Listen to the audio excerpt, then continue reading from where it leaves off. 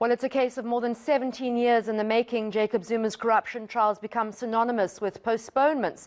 So is it any surprise that the former president will use any excuse he can to keep the gavel at bay? Or is that just unfair? The latest being his hospitalization for an undisclosed treatment. Legal and political commentator Sinawo Makangela is back on the line with us morning to discuss this. Good morning, Sinawo. Sinawo, the NPA says it's very unfortunate. It's ready to go ahead.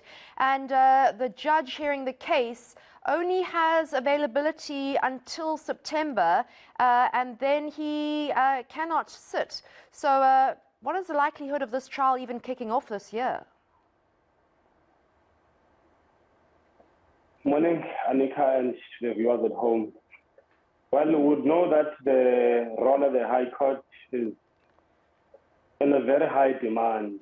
So usually matters get to be enrolled 6 months before the hearing. Because remember, the High Court has jurisdiction over all regional courts in the province, in particular Pietermaritzburg High Court, because it is the seat of the High Court of KwaZulu-Natal. So to get a trial date, it can be that very difficult. And of course, the administrators of the court, that is the judge president, will have to prepare his roster on time to ensure that he allocates the judges, the case is managed, the matter is ready to proceed on trial. So it's a very unfortunate situation, as we put it, that the matter could not proceed today.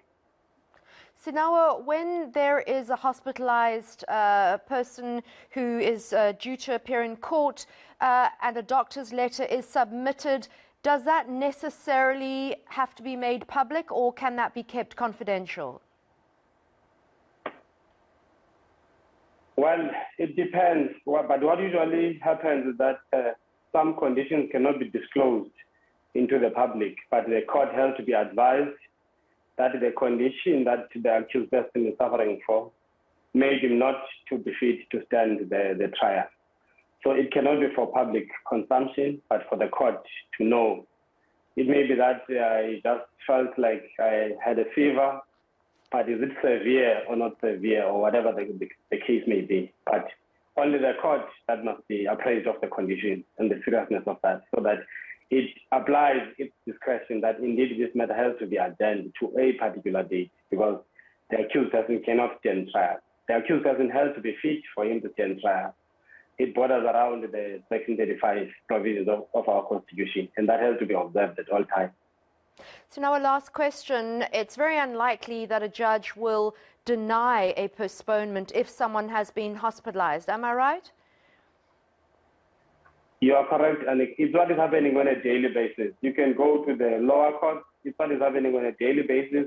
If the person is ill-disposed, the court does not want to run a trial because it borders on the question of the fairness, because the person is sick. So differently with this one, it's because of the profile of the case and the history, as you have indicated, that the matter has been dragging for so long. But it's a different application before court today altogether. And the application is that the person is sick, and the information is coming from the correctional services, it's coming from the military hospital and the doctors, of course. As they said, he was admitted for a normal routine checkup, but the doctors decided that they want to keep him and observe whatever that they noticed. So obviously the judge cannot even insist that he wants to run the trial at all costs. Yes, thanks for pointing that out. Jacob Zuma is under medical military supervision. That was legal and political commentator Sinawo Makangela. Thanks so much for your time this morning.